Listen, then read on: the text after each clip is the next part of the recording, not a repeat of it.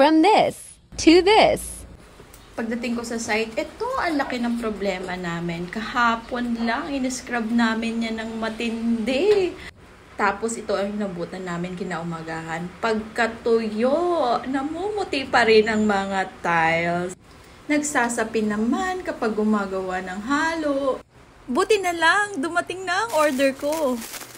Matagal na namin ginagamit to lalo pag tile project. Pagkatapos kasi mag-tiles, hindi maiwasan yung mga natitirang mga semento sa mga tiles. Maganda pa dito, may libre na siyang microfiber towel at saka spray nozzle. So, mas matipid na yung application mo. So, as you can see, in-spray ko lang, then punas-punas ng microfiber towel. Time-lapse para makita nyo na kahit pagtuyo niya, hindi na siya namumuti. Hindi pa nga ako nakontento, binasak pa yung buong tiles dyan sa area na yan.